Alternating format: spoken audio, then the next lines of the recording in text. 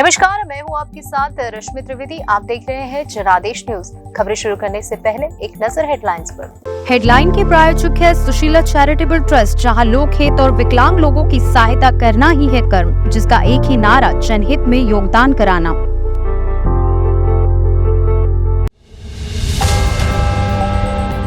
जलवायु परिवर्तन पर पीएम मोदी ने विकसित देशों को दिखाया आईना, कार्बन उत्सर्जन कम करने की मांग की। क्या 7 अक्टूबर से भी बड़ा हमला करने जा रहा है हमास? इजराइल को लेकर कमांडर ओसामा ने दी धमकी। इटली की प्रधानमंत्री मेलोनी ने पीएम मोदी को गुड फ्रेंड बताते हुए शेयर की सेल्फी। दोनों नामों को जोड़कर लिखा मेलोनी। मोदी तो पहली लाइन में अपने पीएम को ढूंढो। दुबई की एक कॉप समिट की तस्वीर देख पाकिस्तानी खुद उड़ा रहे अपने नेता का मजाक। पाकिस्तान में हरदम किस बात की रहती थी टेंशन? नसरुल्लाह संग मारपीट का क्या है सच? अंजू ने किए सारे खुलासे। अब घटेगी पेट्रोल डीजल की कीमत। 3 साल बाद भारत करने जा रहा है ये काम। अब खबरें विस्तार से। प्रधानमंत्री नरेंद्र मोदी ने जलवायु परिवर्तन को लेकर विकसित देशों को आईना दिखाया है। उन्होंने दुबई में COP28 की बैठक के दौरान विकसित देशों से 2050 से पहले कार्बन उत्सर्जन की तीव्रता को पूरी तरह से कम करने का आह्वान किया। पीएम मोदी ने हरित जलवायु कोष और अनुकूलन कोष यानी एडॉप्शन फंड को लेकर भी विचार रखे। प्रधानमंत्री नरेंद्र मोदी ने दुनिया से विकासशील और निर्धन देशों को जलवायु परिवर्तन से निपटने में मदद करने के लिए वित्त के मामले में ठोस नतीजे देने का आह्वान करते हुए शुक्रवार को कहा कि विकसित देशों को 2050 से पहले कार्बन उत्सर्जन की तीव्रता को पूरी तरह कम करना चाहिए। प्रधानमंत्री मोदी ने यहाँ COP28 को ट्रांसफॉर्मिंग क्लाइमेट फाइनेंस पर एक सत्र को संबोधित करते हुए कहा कि भारत न्यू कलेक्टिव क्वांटिफाइड गोल पर ठोस और वास्तविक प्रगति की उम्मीद करता है, जो 2025 के बाद का एक नया वैश्विक जलवायु वित्त लक्ष्य है। उन्होंने कहा विकसित देशों को 2050 से पहले ही कार्बन उत्सर्जन की तीव्रता को पूरी तरह कम करना चाहिए। विकसित देशों ने 2009 में जलवायु परिवर्तन से निपटने के वास्ते विकासशील देशों की सहायता के लिए 2020 तक प्रतिवर्ष 100 अरब अमेरिकी डॉलर जुटाने का वादा किया था। वर्ष 2025 तक इस उद्देश्य के लिए समय सीमा के विस्तार के बावजूद इन देशों ने इस प्रतिबद्धता को पूरा नहीं किया है। COP28 का लक्ष्य 100 अरब अमेरिकी डॉलर के लक्ष्य को पूरा करते हुए 2025 के बाद के नए वैश्विक जलवायु वित्त लक्ष्य के लिए आधार तैयार करना है। इन देशों का लक्ष्य 2024 में COP29 तक इस नए लक्ष्य को अंतिम रूप देना है। मोदी ने कहा कि हरित जलवायु कोष और अनुकूलन कोष यानी एडॉप्शन फंड में पैसे की कमी नहीं होनी चाहिए और इनकी तुरंत पूर्ति की जाए। उन्होंने कहा कि बहुपक्षीय विकास बैंकों को न केवल विकास के लिए बल्कि जलवायु कार्रवाई के लिए भी किफायती वित्त उपलब्ध करना चाहिए। प्रधानमंत्री ने कहा कि भारत और ग्लोबल साउथ के अन्य देशों ने जलवायु संकट में बहुत कम योगदान दिया है, लेकिन ये सबसे अधिक प्रभावित हुए हैं। उन्होंने कहा संसाधनों की कमी के बावजूद ये देश जलवायु कार्रवाई के लिए प्रतिबद्ध है। उल्लेखनीय है कि ग्लोबल साउथ में अल्प विकसित और विकासशील देश आते हैं, जिनमें से अधिकतर दक्षिण गोलार्ध में अवस्थित है। प्रधानमंत्री ने कहा कि जलवायु वित्त और प्रौद्योगिकी ग्लोबल साउथ की आकांक्षाओं को पूरा करने के लिए महत्वपूर्ण है। उन्होंने कहा कि ग्लोबल साउथ के देश जलवायु संकट से निपटने के लिए विकसित देशों से हर संभव मदद की उम्मीद करते हैं। विकसित देशों की 2023 की राष्ट्रीय जलवायु योजना औसत तापमान वृद्धि को 1.5 डिग्री सेल्सियस तक सीमित करने के लिए सामूहिक रूप से उनके 2019 के स्तर से उत्सर्जन में 36% की कमी दिखाती है। दिल्ली के think tank counselling on energy, environment and water के एक अध्ययन के अनुसार यह लक्ष्य हासिल करने के लिए आवश्यक 43% तक की कटौती से कम है। CEEW का अनुमान है कि 2050 तक नेट शून्य परिदृश्य में भी विकसित देश सामूहिक रूप से 1.5 डिग्री सेल्सियस लक्ष्य के लिए शेष वैश्विक कार्बन बजट का 40 से 50% से अधिक इस्तेमाल करेगा। हमास की सीनियर कमांडर की ओर से इजराइल पर एक और हमले और जंग शुरू करने की ये बात ऐसे समय आई है जब गाजा में एक हफ्ते तक चला युद्ध विराम खत्म हो गया है। हमास और इजराइल के बीच 7 दिन तक चला समझौता शुक्रवार को ही खत्म हुआ है, जिसके बाद इजराइल ने एक बार फिर से गाजा पट्टी में बमबारी शुरू कर दी है। हमास ने कहा कि उसको 7 अक्टूबर के हमलों के लिए कोई अफसोस ही नहीं है। साथ ही उसने इजराइल के खिलाफ लंबी लड़ाई शुरू करने का भी ऐलान किया है। हमास के राजनीतिक ब्यूरो के एक वरिष्ठ अधिकारी ओसामा हमदेन ने लेबनान के बेल मोबाशर ऑनलाइन के साथ एक साक्षात्कार में ये बात कही। ओसामा ने इंटरव्यू में कहा कि उनकी इजरायली कब्जे के खिलाफ आज़ादी की लड़ाई खत्म नहीं हो रही है, ये आने वाले समय में बढ़ने वाली है और वह अपने इस मिशन से पीछे हटने वाले नहीं हैं। 7 अक्टूबर के हमले को भी ओसामा ने इजरायली सेना के मनोबल को तोड़ने वाला बताते हुए इस पर कोई अफसोस जताने से इनकार कर दिया। ओसामा हमदेन से इंटरव्यू के दौरान पूछा गया कि अगर आप 6 अक्टूबर के समय में पीछे जा सके तो क्या आप अभी भी वही करेंगे जो आपने 7 अक्टूबर को किया था। इस पर हमदेन ने कहा कि कुछ लोग यह क्यों मानते हैं कि हम लड़ाई के रास्ते से वापस जाना चाहेंगे। इस पर हमदेन से सवाल हुआ तो क्या तुम्हें कोई पछतावा नहीं है। इसका जवाब देते हुए हमदेन ने कहा कि इजरायली सेना के एक पूरे डिवीजन को चकनाचूर करने पर भला अफसोस क्यों होगा। साक्षात्कारकर्ता ने हमदेन को याद दिलाया कि आपने कहा था कि अगर इजरायली नई गिरफ्तारियां करेंगे तो सभी कैदियों को जेलों से रिहा करने के बाद आप एक और ऑपरेशन करेंगे। क्या आप एक और 7 अक्टूबर करने की बात कर रहे हैं। इस पर हमदेन ने कहा कि सिर्फ एक और 7 अक्टूबर नहीं, बल्कि मैं वादा करता हूँ कि आज़ादी की लड़ाई शुरू होने जा रही है। निकट भविष्य में युद्ध के सवाल पर हमदेन ने कहा कि उसको नहीं लगता कि युद्ध अब बहुत दूर है। बता दें कि 7 अक्टूबर को हमास ने दक्षिण इजराइल में बड़े आतंकवादी हमले को अंजाम दिया था, जिसमें बच्चों और विदेशी नागरिकों समेत 1200 से ज्यादा लोग मारे गए थे। ये हाल सालों में इजराइल पर हुए सबसे बड़े हमलों में से एक है। हमले के दौरान हमास ने 200 से ज्यादा लोगों को अपहरण भी कर लिया। अपहरण करने के बाद इन लोगों को बांधकर बंधक बनाकर गाजा ले आया। ये हमला ही इजराइल की गाजा पट्टी में हालिया हमलों की वजह बना हुआ है। प्रधानमंत्री नरेंद्र मोदी ने COP28 समिट में पर्यावरण पर अपनी बात रखी तो दुनिया भर के नेताओं के साथ मुलाकात भी की है। सबसे ज्यादा चर्चा में उनकी इटली की PM जॉर्जिया मेलोनी संग मुलाकात की है। दोनों नेताओं की सेल्फी इंटरनेट पर बहुत ज्यादा देखी जा रही है और इस पर काफी बातें भी हो रही है। प्रधानमंत्री नरेंद्र मोदी ने दुबई में COP28 समिट के दौरान इटली की PM जॉर्जिया मेलोनी से मुलाकात की है। दोनों नेताओं ने इस दौरान एक सेल्फी भी ली, जिसे इटली की PM ने सोशल मीडिया पर शेयर किया। इस सेल्फी को शेयर करते हुए इटली के नेता ने जो हैशटैग और कैप्शन लिखा, खूब वायरल हो रहा है। मेलोनी ने लिखा है COP28 में अच्छे दोस्त #मेलोडी। इटली की PM ने मोदी और मेलोनी को मिलाते हुए #मेलोडी बनाया है, जो सोशल मीडिया यूजर्स को खूब पसंद आ रहा है। इस पर लगातार लोग कमेंट कर रहे हैं। इटली की PM जॉर्जिया मेलोनी ने PM मोदी के साथ जो सेल्फी शेयर की उसमें प्रधानमंत्री मोदी और वो दोनों ही मुस्कुराते हुए नजर आ रहे हैं। दोनों ही मीटिंग बीच हल्के फुल्के क्षणों का आनंद ले रहे हैं। मेलोनी के इस तस्वीर को शेयर करने के बाद से ही लगातार इस पर लोग कमेंट कर रहे हैं। हजारों लोग दोनों नेताओं के इस फोटो पर कमेंट कर रहे हैं। कई लोगों ने इस पर मजाकिया कमेंट भी किए हैं। ट्विटर पर तो इस तस्वीर के शेयर होने के बाद मेलोडी ट्रेंड में आ गया है। इटली में PM जॉर्जिया मेलोनी और PM नरेंद्र मोदी की कुछ ही महीने के भीतर ये तीसरी मुलाकात है। जॉर्जिया इस साल सितंबर में G20 शिखर सम्मेलन के लिए भारत आई थी। इस दौरान उन्होंने G20 शिखर सम्मेलन से इतर भी PM मोदी से मुलाकात की थी। इससे पहले मार्च में मेलोनी 8वें रायसीन डायलॉग 2023 के मुख्य अतिथि के रूप में हिस्सा लेने के लिए वो भारत आई थी। इस दौरान भी उनकी पीएम के साथ काफी अच्छी बॉन्डिंग दिखी।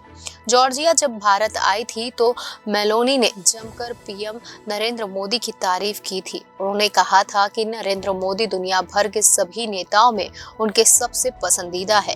भारत दौरे के दौरान भी जॉर्जिया की सोशल मीडिया पर काफी चर्चा रही थी। पीएम नरेंद्र मोदी की उन्होंने जिस तरह से तारीफ की थी और दोनों नेताओं के बीच जो बॉन्ड दिखा था उसकी सोशल मीडिया यूजर्स ने काफी तारीफ भी की थी।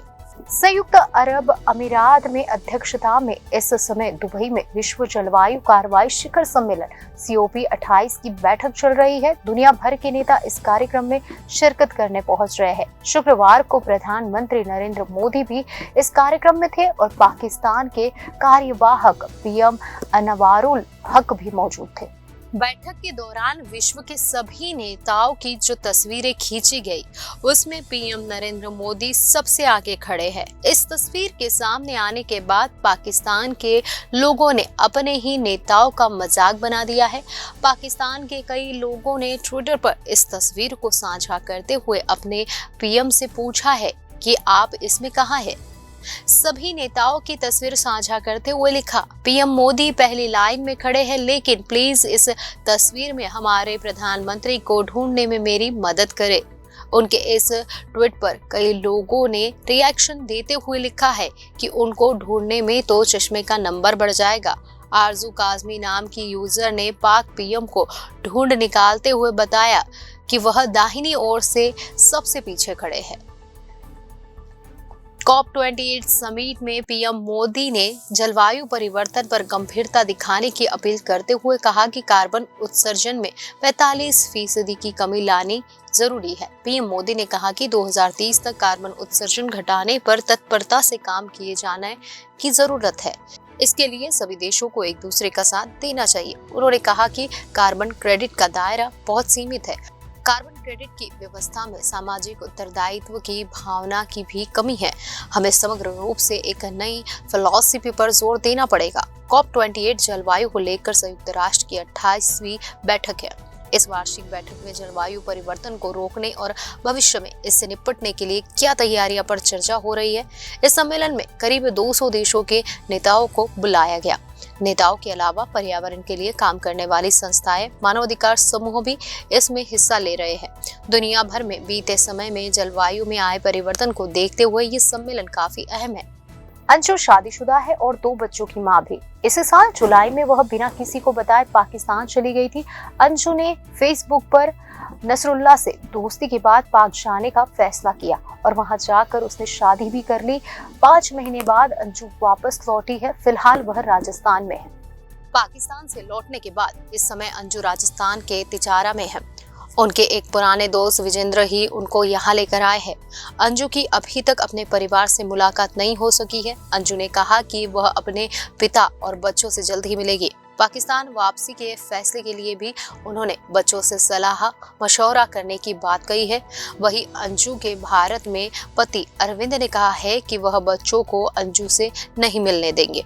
अंजू ने जो किया है उसके बाद बच्चे उसकी शक्ल भी देखना नहीं चाहते हैं। अंजू ने बच्चों को पाकिस्तान ले जाने के सवाल पर जवाब दिया कि मैं अपने बच्चों के लिए जो बेहतर होगा वो फैसला लूंगी। मेरे बच्चे हैं और मुझे लगता है कि उनको मैं ज्यादा जानती हूँ। उनसे मिलकर मैं फैसला करूंगी कि क्या करना है। मैं अरविंद से भी मिलूंगी। अरविंद से बैठकर मैं बच्चों और तलाक के बारे में बात करूंगी। ये मेरा पारिवारिक मामला है और इसे बैठकर निपटा लिया जाएगा।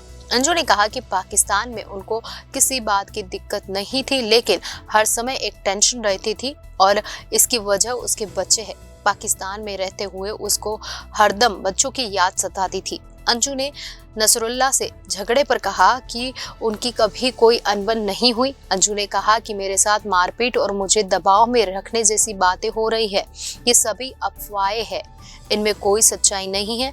मेरे और नसरुल्लाह के बीच सब ठीक चल रहा है। जो बातें की जा रही है उनमें कोई सच्चाई नहीं है। दूसरी ओर भारत में अंजू के पति अरविंद ने कहा कि उसने हमारे मुंह पर कालिक पोत दी है। उसे बच्चों की बात करने की जरूरत ही नहीं है, क्योंकि बच्चे उससे मिलना ही नहीं चाहते हैं। बता दें कि अंजू की शादी राजस्थान के रहने वाले अरविंद से हुई थी और उनके 2 बच्चे हैं। इस साल वह पाकिस्तान चली गई थी। पाकिस्तान जाने के बाद अंजू और नसरुल्लाह की शादी की तस्वीरें और मैरिज सर्टिफिकेट भी सोशल मीडिया पर वायरल हुआ था। अंजू ने अपना नाम भी बदलकर फातिमा रख लिया था। कुछ समय पहले अंजू ने कहा था कि उसको अपने बच्चों की याद सता रही है, ऐसे में वह अपने बच्चों के लिए वीजा को और नहीं बढ़वाएगी और भारत लौटेगी। नसरुल्लाह ने भी कहा था कि अंजू अपने बच्चों से मिलने के लिए परेशान है, तो ऐसे में उनका भारत जाना बेहतर है। आने वाले दिनों में देश में पेट्रोल और डीजल की कीमत में कटौती देखने को मिल सकती है। इसकी वजह है कि भारत 3 साल बाद के अंतराल के बाद वेनेजुएला के कच्चे तेल का आयात करने जा रहा है। देश में पिछले साल अप्रैल से पेट्रोल और डीजल की कीमत में कोई बदलाव नहीं हुआ है, लेकिन जल्द ही यह स्थिति बदल सकती है। इसकी वजह है कि भारत 3 साल बाद वेनेजुएला के कच्चे तेल का आयात करने जा रहा है। अमेरिका ने इस लैटिन अमेरिका देश पर प्रतिबंधों में ढील दी है, जिससे भारत के वहां से क्रूड के इंपोर्ट का रास्ता साफ हो गया है। एक रिपोर्ट्स का हवाला से यह दावा किया जा सकता है कि उसके मुताबिक रिलायंस इंडस्ट्रीज वेनेजुएला से 3 टैंकर बुक कर रही है, जिनकी आपूर्ति दिसंबर और जनवरी 2024 में होगी। अमेरिका ने साल 2019 में वेनेजुएला पर पाबंदी लगाई थी। इसके बाद भारत ने वहां से कच्चे तेल का आयात बंद कर दिया था। वेनेजुएला पर पाबंदी लगने से पहले रिलायंस और नयारा एनर्जी नियमित रूप से वहां से तेल खरीदती थी। कमोडिटी मार्केट एनालिटिक्स फर्म के डेटा के मुताबिक भारत ने इससे पहले आखिरी बार नवंबर 2020 में वेनेजुएला से कच्चा तेल मंगाया था। साल 2019 में वेनेजुएला भारत का 5वां सबसे बड़ा सप्लायर था। भारत ने उस साल वहां से 1.6 करोड़ टन कच्चा तेल मंगाया था। वेनेजुएला के पास दुनिया का सबसे बड़ा तेल भंडार है। अक्टूबर में अमेरिका ने वेनेजुएला पर लगी पाबंदियों में छूट दी थी। वेनेजुएला अब 6 महीने तक बिना किसी लिमिट के कच्चे तेल का एक्सपोर्ट कर सकेगा। यह देश तेल निर्यात करने वाले देशों के संगठन ओपेक का मेंबर है। रिपोर्ट्स के मुताबिक पाबंदी के बावजूद चीन की कंपनियां वेनेजुएला से भारी डिस्काउंट पर तेल खरीद रही थी, लेकिन पाबंदियां हटने के बाद यह छूट कम हो गई, क्योंकि दूसरे कई देशों ने भी खरीदारी में दिलचस्पी दिखाई है। माना जा रहा है कि वेनेजुएला दूसरे देशों को भी कच्चा तेल देने का इच्छुक है। रिपोर्ट्स के मुताबिक रिलायंस के 3 सुपर टैंकर बुक कराए गए हैं। 2 टैंकर अगले हफ्ते भारत पहुंचेंगे, जबकि 1 जनवरी की शुरुआत में आएगा। हाल में पेट्रोलियम मंत्री हरदीप सिंह पुरी ने कहा है कि भारत डिस्काउंट पर वेनेजुएला से तेल खरीदने का इच्छुक है। भारत दुनिया में कच्चे तेल का सबसे बड़ा उपभोक्ता है, लेकिन 85% से ज्यादा मांग की पूर्ति आयात से होती है। पिछले 2 साल में कच्चे तेल की कीमत में भारी उतार चढ़ाव आया है। यूक्रेन पर रूस के हमले के बाद यह $139 प्रति बैरल पहुंच गया है। इस बीच भारत को रूस से डिस्काउंट पर कच्चा तेल मिल रहा है, लेकिन हाल के दिनों में इसमें भी गिरावट आई है। शुक्रवार को ब्रेट क्रूड 2.45% की गिरावट के साथ $78.88 पर बंद हुआ, जबकि WTI क्रूड भी 2.39% की गिरावट के साथ $74.60 पर था। इस बीच दिल्ली में पेट्रोल की कीमत 96.72 रुपए लीटर और डीजल की कीमत 89.62 रुपए प्रति लीटर है। देश की पहली बुलेट ट्रेन परियोजना मुंबई से अहमदाबाद के बीच बन रही है। इसमें जापान की शिनकानसेन E5 सीरीज की बुलेट ट्रेन को चलाया जाएगा। इसकी नोज यानी इसकी नाक 15 मीटर लंबी होगी। भारत की पहली बुलेट ट्रेन की नाक यानी नोज 15 मीटर लंबी होगी। ऐसा दिखावा करने के लिए नहीं, बल्कि उसके ट्रैक पर फर्राटा भरते हुए सुरंग से निकलते वक्त होने वाले शोर से कम करने के लिए होगा। शोर रोकने के लिए ट्रैक के दोनों ओर नॉइज बैरियर भी लगाया जाएगा। National high speed rail corporation limited के अधिकारियों ने बताया कि भारत की पहली बुलेट ट्रेन जापान की शिनकानसेन E5 सीरीज की बुलेट ट्रेन होगी। इनकी नोज 15 मीटर लंबी होने के पीछे कई कारण हैं। इसमें सबसे अहम बात है इसके 320 किलोमीटर प्रति घंटे की रफ्तार से ट्रैक पर दौड़ते समय निकलने वाले शोर को कम से कम करना। जापान में भी जब बुलेट ट्रेन चली थी तब उसका शोर बहुत अधिक होता था। इसके बाद इस तरह की तकनीक के साथ कई और तकनीक के माध्यम से शोर को बेहद कम कर दिया गया। इसी वजह से भारत की पहली बुलेट ट्रेन की नोज भी 15 मीटर लंबी होगी। इसके आगे के भाग में ट्रेन को चलाते वक्त कई अन्य तकनीकी सिस्टम लगे होंगे जो ट्रेन चलाने वाले पायलट की मदद करेंगे। अधिकारियों ने बताया कि भारत में मुंबई से गुजरात की साबरमती के बीच चलने वाली बुलेट ट्रेन के ट्रैक के दोनों ओर जरूरत के मुताबिक नॉइज बैरियर भी लगाए जाएंगे, ताकि जहां जहां भी ट्रैक से कुछ दूरी पर कोई रिहायशी और औद्योगिक इलाका हो, वहां लोगों को इसके चलने से होने वाले शोर से कोई परेशानी ना हो। बुलेट ट्रेन के अंदर भी फर्श और बॉडी को इस तरह से बनाया जाएगा कि इससे बाहर का शोर ट्रेन के अंदर बैठने वाले यात्रियों को सुनाई ही ना दे। अधिकारियों ने कहा कि यह ट्रेन जापान में चलने वाली बुलेट ट्रेन ही होगी, बस इसमें कुछ फीचर्स भारतीय मौसम और परिवेश के हिसाब से बदले जाएंगे। भारत में चलने वाली इस बुलेट ट्रेन का सफर बेहद शानदार होगा। इस अनुभव को और शानदार बनाने के लिए सरकार भी कोई कोर कसर बाकी नहीं छोड़ रही है। दुनिया की बेस्ट प्रैक्टिस को यह बुलेट ट्रेन चलाने के लिए अपनाया जा रहा है। इसमें ट्रेन के अंदर सफर करने वालों को ऐसा लगेगा ही नहीं कि वह 320 किलोमीटर प्रति घंटे की रफ्तार से दौड़ रही बुलेट ट्रेन में सफर कर रहे हैं। ट्रेन का सस्पेंशन बहुत अच्छा होगा, इससे ट्रेन के अंदर बैठे लोगों को हाई स्पीड का अंदाजा नहीं लग सकेगा। साथ ही ट्रेन के कोच भी डबल स्क्रीन वाले होंगे, इससे ट्रेन के ट्रेन के कोच भी डबल स्क्रीन वाले होंगे, इससे ट्रेन के साउंड अंदर बैठे यात्रियों को परेशान ना करे। एक्सपर्ट का कहना है कि इसका मतलब यह भी नहीं होगा कि जब बुलेट ट्रेन चलेगी तो बाहर लोगों को इसके शोर से परेशानी नहीं होगी। कहना यह है कि ट्रेन के चलते समय बाहर भी बहुत अधिक शोर नहीं होगा। बीते शुक्रवार को शेयर बाजार में लगातार चौथे दिन तेजी देखने को मिली। निफ्टी 50 और बीएसई का 30 शेयर वाला सेंसेक्स शुरुआती कारोबार में बढ़े। चीन, हांगकांग, दक्षिण कोरिया और जापान के बाजार नुकसान में रहे। अमेरिकी बाजार प्रतिस्पर्धी रुख के साथ बंद हुआ। निफ्टी ने अपने ऑल टाइम हाई को छुआ। शेयर बाजार में कल यानी शुक्रवार को लगातार चौथे दिन तेजी देखने को मिली थी। इस दौरान निफ्टी शुरुआती कारोबार में रिकॉर्ड ऊंचाई पर पहुंच गया था निफ्टी का। वही बीएसई का 30 शेयर वाला सेंसेक्स शुरुआती कारोबार में 308.52 अंक बढ़कर 67,296.96 पर और निफ्टी 96.1 अंक चढ़कर 20,229.25 पर रहा था। निफ्टी बाद में 20,245.20 के रिकॉर्ड स्तर पर पहुंच गया था।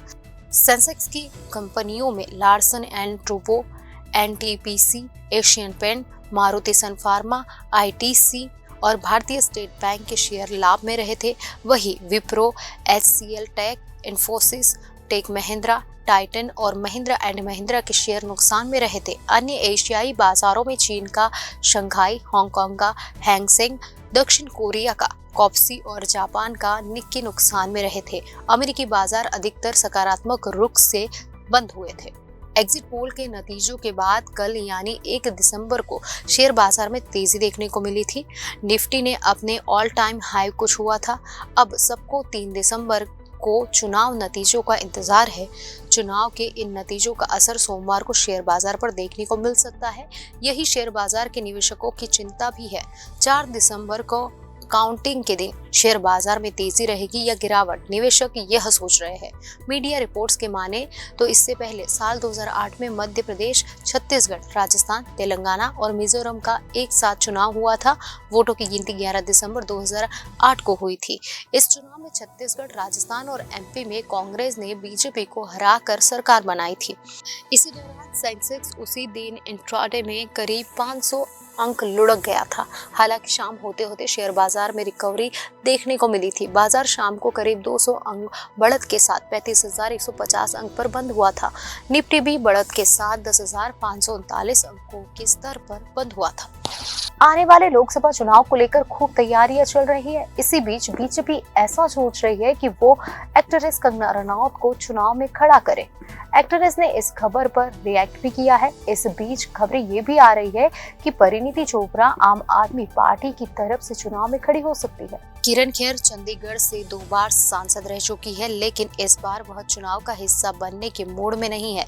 राजनीतिक गलियारों में चर्चा है कि हिमाचल की रहने वाली और मशहूर बॉलीवुड एक्ट्रेस कंगना रनौत को चंडीगढ़ लोकसभा सीट से मैदान में उतारने की तैयारी कर रही है।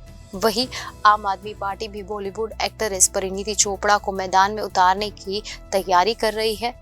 ऐसे में पिछले 10 सालों से सांसद के तौर पर काम कर रही किरण खेर अपने बयानों को लेकर सुर्खियों में बनी रहती है। स्थानीय लोगों का आरोप है कि चंडीगढ़ की सांसद किरण खेर कभी भी आम लोगों की समस्याएं सुनने के लिए फील्ड में नजर नहीं आती है। अब ऐसे में बीजेपी किरण खेर की जगह किसी नए चेहरे को चुनावी मैदान में उतारने की सोच रही है। इस बीच कंगना रनौत पिछले कुछ दिनों से बीजेपी के हर फैसले का सपोर्ट कर रही है। इसके बाद कयास लगाया जा रहा है कि बीजेपी आगामी लोकसभा चुनाव में कंगना रनौत को चंडीगढ़ से मैदान में उतार सकती है।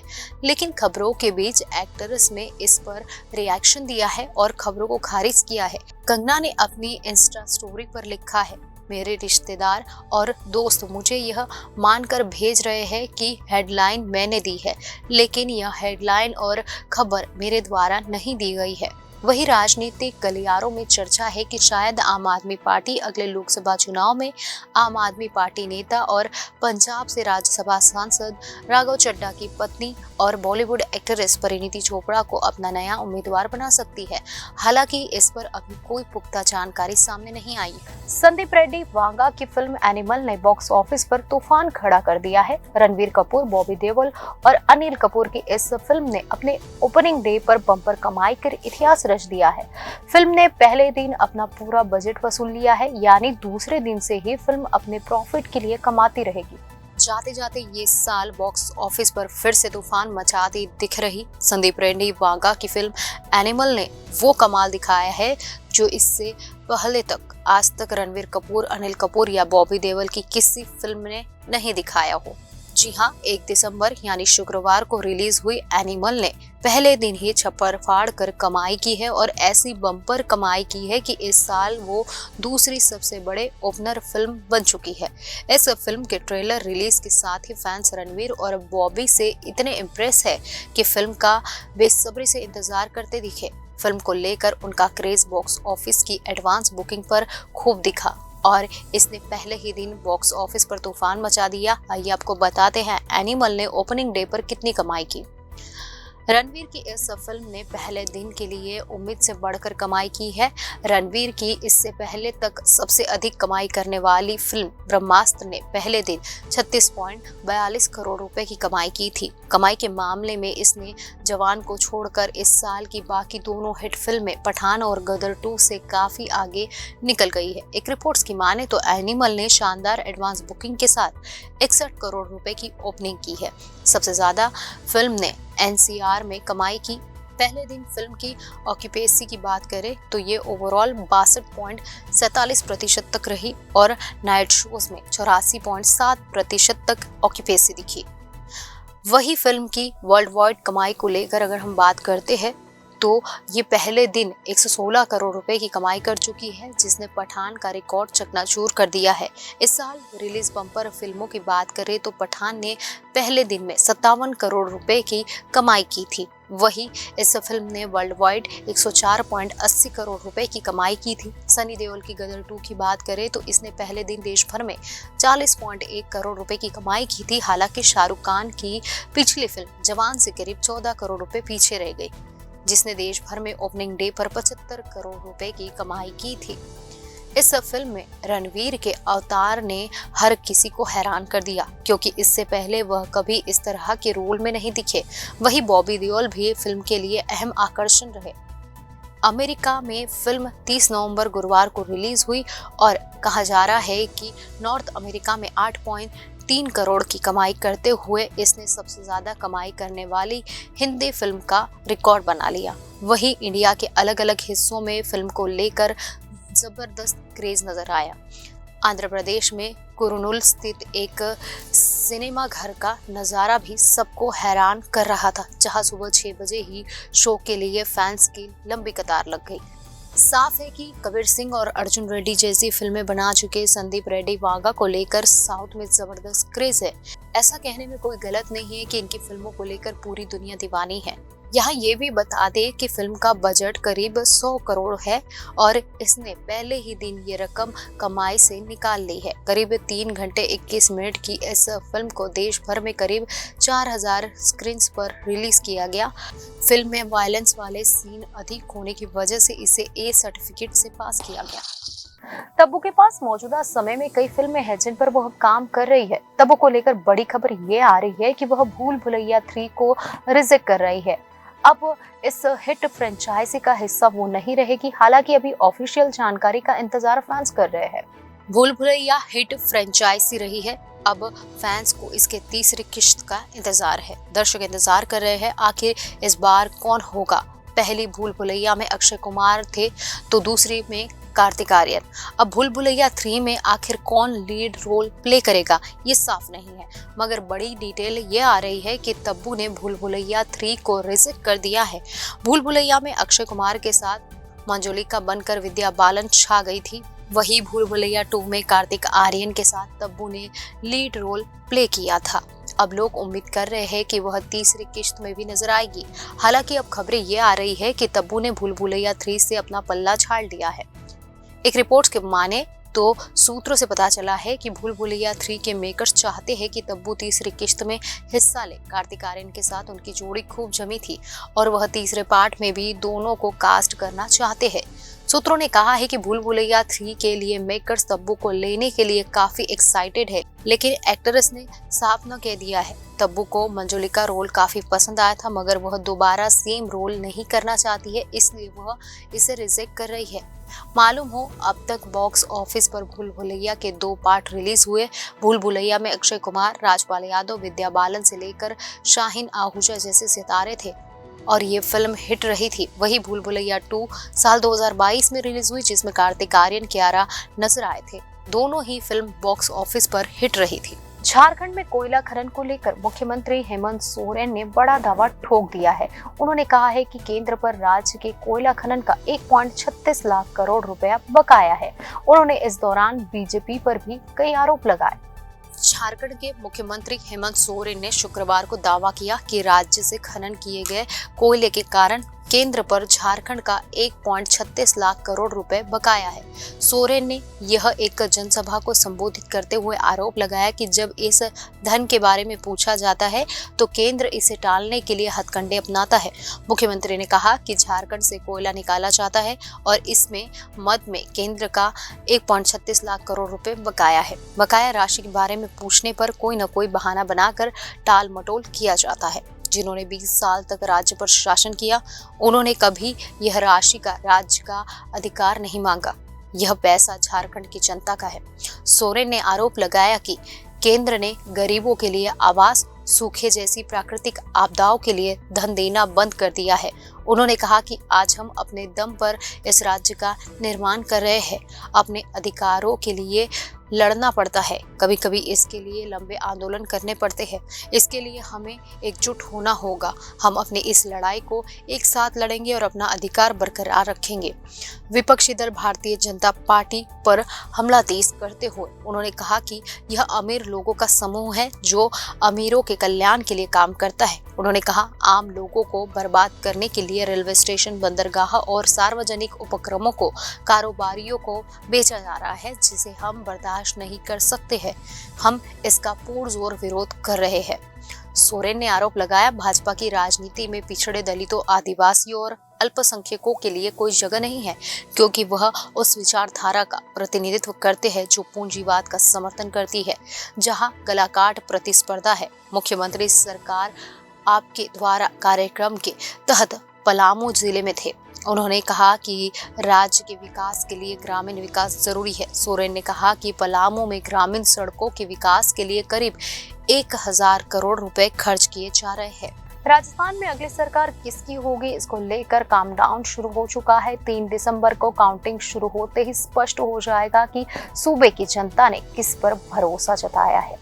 इस बीच बीजेपी और कांग्रेस दोनों ही पार्टियों ने आगे की रणनीतिक प्लान तैयार कर लिए हैं। जानेंगे अभी पूरी बात। राजस्थान में विधानसभा चुनाव के नतीजे से पहले सियासी घमासान तेज होने लगा है। जिस तरह अलग अलग एग्जिट पोल में खंडित जनादेश के संकेत मिल रहे हैं, उसके बाद बीजेपी हो या कांग्रेस, सभी ने रणनीति में मानो बदलाव किया है। दोनों प्रमुख पार्टियों ने बागी और निर्दलीय कैंडिडेट्स पर फोकस बढ़ाया है, उनसे मिलकर अपने साथ लाने की कवायद शुरू कर दी है, जिससे बहुमत के आंकड़ों से पार्टी अगर कुछ पीछे रहती है तो बागी और निर्दलीय कैंडिडेट्स के सपोर्ट से सरकार गठन में परेशान नहीं आए। राजस्थान चुनाव में आरएलपी, बीएसपी, भारतीय आदिवासी पार्टी और सीपीआई जैसे तीसरे मोर्चे के दल राज्य में संयुक्त रूप से 12 से 17 सीट जीतने का दावा कर रहे हैं। उनके अलावा करीब 10 निर्दलीय भी अपनी जीत को लेकर आश्वस्त है। अगर ये दावे सच साबित होते हैं तो उनकी झोली में कुल मिलाकर लगभग 25 सीटें होगी। इस प्रकार त्रिशंकु विधानसभा की स्थिति में ये दल और निर्दलीय उम्मीदवार राज्य में किंग मेकर की भूमिका निभा सकते हैं। बीजेपी जहां 130 सीटें जीतने का दावा कर रही है, वही पार्टी सूत्रों का कहना है कि वह बागियों के समर्थन से बहुमत प्राप्त कर लेगी। पार्टी चित्तौड़गढ़ से अपने बागी उम्मीदवार चंद्रभान सिंह आक्या के संपर्क में है, जिन्होंने पार्टी से टिकट नहीं मिलने के बाद बागी के रूप में चुनाव लड़ा था। पार्टी की एक नेता ने कहा कि ऐसे लोग हमारे परिवार के सदस्य हैं और हमें यकीन है कि वे कहीं नहीं जाएंगे, हम उनके संपर्क में हैं। बीजेपी की राज्य चुनाव प्रबंधन समिति के प्रमुख नारायण पंचारिया ने कहा कि हमें लगभग 130 सीटें जीतने का यकीन है, हमें बहुमत मिलने का भरोसा है। हालांकि बागी जो हमारे परिवार का हिस्सा रहे हैं, वह भी हमारे संपर्क में है। इस बीच सूत्रों ने बताया कि दोनों पार्टियों की राजनीतिक कैंपिंग की योजना है। यही हाल कांग्रेस का भी है, जो लगातार बागियों और निर्दलियों के संपर्क में है। राज्य कांग्रेस प्रमुख गोविंद सिंह डोटासरा ने कहा कि निर्दलियों ने पिछले कार्यकाल में कांग्रेस का समर्थन किया था, वे फिर एक बार ऐसा ही करेंगे क्योंकि वे हमारे सफल कार्यकाल के गवाह रहे हैं। हालांकि हमें पूर्ण बहुमत मिलना तय है। राजस्थान में विधानसभा चुनाव के नतीजों से चंद घंटे पहले गहलोत सरकार की मंत्री जाहिदा खान के पुत्र साजिद खान का मतदान बूथ पर पुलिस कर्मियों के साथ झड़प का वीडियो वायरल हो रहा है। यह घटना राजस्थान के भरतपुर में हुई। साजिद खान का मतदान केंद्र पर पुलिस कर्मियों के साथ तीखा विवाद हुआ है। राजस्थान के भरतपुर में गहलोत सरकार में मंत्री जाहिदा खान के बेटे का एक वीडियो सोशल मीडिया पर वायरल हो रहा है। यह वीडियो 25 नवंबर को मतदान के दिन का बताया जा रहा है।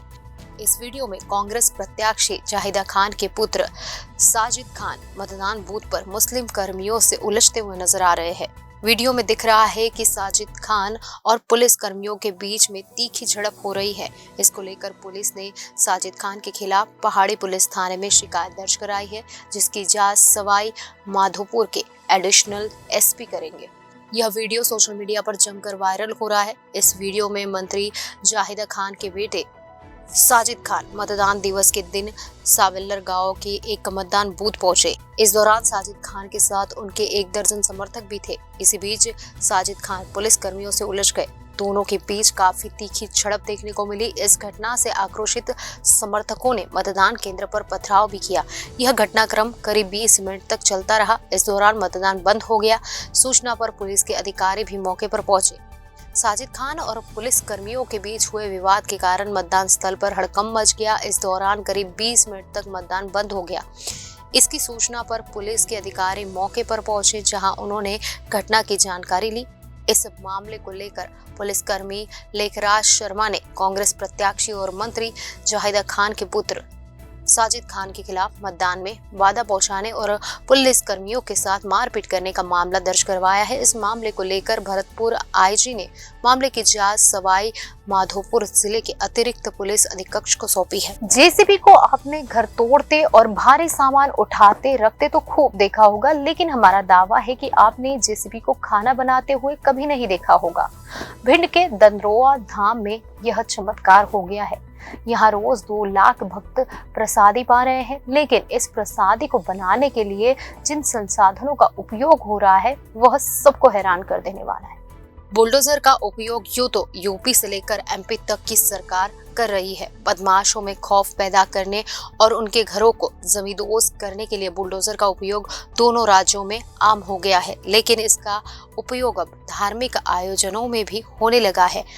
आप यह जानकर हैरान रह जाएंगे कि बुलडोजर का उपयोग धार्मिक आयोजनों में खाना बनाने के लिए किया जा रहा है। जी हाँ, यह बात एकदम सही है। हम आपको वह तस्वीर दिखाएंगे जहां बुलडोजर की मदद से खाना तैयार किया जा रहा है। तस्वीर भिंड जिले के प्रसिद्ध दंतारोवा धाम मंदिर की है, जहां बुलडोजर की मदद से खाना तैयार किया जा रहा है। बुलडोजर का साथ देने के लिए यहां सीमेंट कंक्रीट मिक्सर मशीन भी लगाई हुई है। यह नजारा देखकर आप भी अपने दांतों तले उंगली दबा लेंगे। दरअसल यह भोजन उन लाखों श्रद्धालुओं के लिए तैयार किया जा रहा है जो प्रतिदिन दंतरोवा धाम पर शिव महापुराण की कथा सुनने के लिए पहुंच रहे हैं। दरअसल दंतरोवा धाम सीएपीय मिलन महोत्सव का आयोजन किया गया है और इस महोत्सव में इस बार पंडित प्रदीप मिश्रा द्वारा शिव महापुराण कथा भी की जा रही है। 28 नवंबर से शुरू हुई शिव महापुराण की कथा 2 दिसंबर तक जारी रहेगी। शिव महापुराण कथा को सुनने के लिए लाखों की संख्या में प्रतिदिन श्रद्धालु दंतरोवा धाम पहुंच रहे हैं। इतनी बड़ी संख्या में दंतरोवा धाम पहुंचने वाले श्रद्धालुओं के लिए दंतरोवा धाम पर भी भंडारे का आयोजन किया गया है, लेकिन इस भंडारे को बनाने के लिए जो संसाधन उपयोग किए जा रहे हैं वह अपने आप में अनोखे हैं। दरअसल यह भंडारा बनाने के लिए बुलडोजर से लेकर सीमेंट कंक्रीट मिक्सर मशीन का उपयोग किया जा रहा है। भंडारा तैयार करने वाले हलवाई ने जानकारी देते हुए बताया कि दंतरोवा धाम में भंडारा बनाने के लिए 800 हलवाइयों को लगाया गया है। इनमें से तकरीबन 300 महिला हलवाई शामिल है। इसके अलावा यहाँ 40 भट्टियां तैयार करवाई गई है और इन भट्टियों पर रात दिन भोजन तैयार किया जा रहा है। एमपी चुनाव की बात करें तो एग्जिट पोल के नतीजों से जहां बीजेपी खुश है क्योंकि आंकड़े उनके ही पक्ष में आ रहे हैं। प्रदेश में उनकी सरकार बनते दिख रही है। इसी बीच पूर्व सीएम उमा भारती ने परिणाम आने से पहले अपनी सरकार को घेरना शुरू कर दिया है। कहीं इसकी वजह सीएम शिवराज को गद्दी से हटाने की तैयारी तो नहीं है। मध्य प्रदेश की भूतपूर्व मुख्यमंत्री और पूर्व केंद्रीय मंत्री उमा भारती ने अपनी सरकार बनने से पहले ही घेराव शुरू कर दिया है। इसके लिए उन्होंने प्रेस कॉन्फ्रेंस तक बुला ली। प्रेस वार्ता में उन्होंने जहां प्रधानमंत्री नरेंद्र मोदी की तारीफ की, वही मुख्यमंत्री शिवराज सिंह चौहान पर भी निशाना साधा। पूर्व सीएम ने उनका नाम लिए बगैर प्रदेश में अवैध खनन का मुद्दा उठा लिया। ऐसे में राजनीतिक विश्लेषकों का मानना है कि उमा भारती इस बात को समझ रही है कि अगर प्रदेश में भाजपा सरकार बनी तो शिवराज सिंह चौहान फिर सीएम बन सकते हैं। ऐसे में उमा भारती अब शिवराज के प्रति खेमेबंदी करने जुट गई है। आपको बता दें कि मध्य प्रदेश के आसपास होशंगाबाद और सीहोर जिले में नर्मदा नदी में होने वाले अवैध खनन किसी से नहीं छुपा है। इसी मुद्दे पर पूर्व मुख्यमंत्री उमा भारती ने अपनी ही सरकार को जमकर घेरा। उमा ने कहा कि क्या सत्ता, पावर, शराब और खनन माफिया के सामने बिल्कुल असहाय हो चुकी है। उमा ने कहा कि वे पहले ही शराब के मुद्दे को उठा चुकी है, लेकिन अब वे अवैध खनन के खिलाफ संघर्ष करेगी। उमा ने कहा कि सवाल तो ये है कि हमारी सरकार के मुखिया के जिले में उनकी छाती पर खनन होता रहा और वो उसको रोक नहीं सके। उमा भारती ने कहा कि अब वह अवैध रेत उत्खनन को लेकर खुद लट लेकर मैदान में उतरेगी और खिलाफ में अभियान चलाएगी। आपको बता दें कि उमा भारती पिछले कुछ वर्षों में शिवराज सिंह के लिए मुश्किलें खड़ी करने में पीछे नहीं रही है। उन्होंने शराब के अहाते बंद करवाने के लिए कई जगह विरोध प्रदर्शन किया है। शराब की दुकानों पर पत्थर चलाए थे। उमा ने पुराने दिनों को याद कराते हुए कहा कि मेरे निकाले जाने की डिजाइन मेरे मुख्यमंत्री बनने से पहले की बन चुकी थी। उमा ने पुराने दिनों को याद कराते हुए कहा कि मेरे निकाले जाने की डिजाइन मेरे मुख्यमंत्री बनने से पहले ही बन चुकी थी। उस समय मेरे अलावा कोई सरकार नहीं बना सकता था, इसलिए मुझे मुख्यमंत्री बनाया गया था। विधानसभा चुनाव परिणाम आने के कुछ ही घंटे पहले पूर्व सीएम उमा भारती का इस तरह प्रेस कॉन्फ्रेंस करना कई सवाल खड़े कर रहा है। इसके साथ ही अवैध खनन का मामला उठाकर सीएम शिवराज को घेरने पर राजनीतिक गलियारों में चर्चाएं तेज है। कहा जा रहा है कि कहीं सीएम शिवराज को उनकी गद्दी से हटाने की तैयारी तो नहीं। अपने वीडियो में उमा भारती ने खुद के सीएम पद छोड़ने के और घेराव की बात की है। इससे राजनीतिक गलियारों में माहौल गरमाया हुआ है। सीएम शिवराज के पद छोड़ने की खबरें लगातार उठती रही है। खबरों में आज बस इतना ही। आने वाली सभी खबरों को जानने के लिए आप जुड़े रहिए जनादेश न्यूज के साथ।